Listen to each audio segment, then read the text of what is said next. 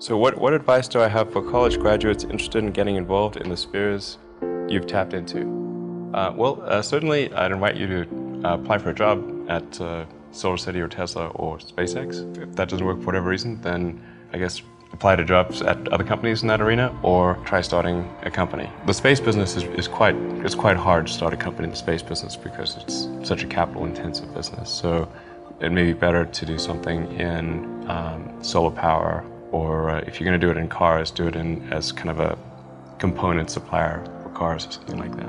If you study engineering and you figure out how to design new things, then it's relatively easy to start a company.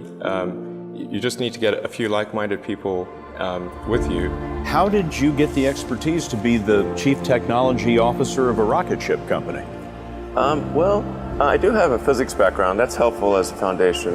And then I read a lot of books and talked to a lot of smart people. I think my sort of drive to get it done is somewhat disconnected from hope, enthusiasm, or anything else. I actually just don't care about hope or enthusiasm, or motivation. I just give it everything I've got, irrespective of what the circumstances may be. You just keep going and get it done.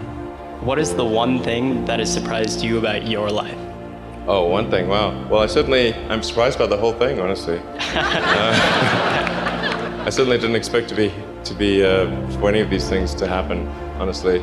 I knew I wanted to be involved in technology,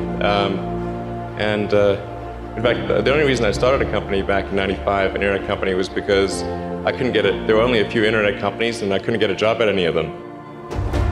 I tried to get a job at Netscape, and sent my resume in and tried hanging out in the lobby, but I was too shy to talk to anyone. And then I was like, okay, well, I guess I'll have to start a company because I can't get a job anywhere. I wouldn't say I'm fearless. In fact, I think I feel fear quite strongly. But if what we're doing is, what I'm doing is, I think, is important enough, then I just override the fear. I think also people tend to overweight risk on a personal level.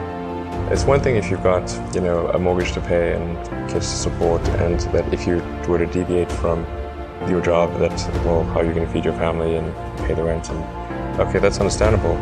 But let's say you're young and you're just coming out of college or coming out of high school or whatever. What do you risk? You're not going to starve. I mean, it's really certainly not in any kind of modern economy. It's so easy to earn enough money just to live somewhere and eat food. So I don't know what are they afraid of? They're mostly afraid of failure, I think. But people should be less risk averse when there's not much at risk. I always had sort of a slight existential crisis because I was trying to figure out what does it all mean? Like, what's the purpose of things? And I came to the conclusion that if we can advance the knowledge of the world, if we can do things that expand the scope and scale of consciousness, then we're better able to ask the right questions and become more enlightened, and that's really the only way forward. What drives you? What is it that when you wake up in the morning, do you see a problem and you want to solve it? I think the thing that drives me is that I want to be able to think about the future and feel good about that. We're doing what we can to have the future be as good as possible, to be inspired by what is likely to happen, and to look forward to the next day.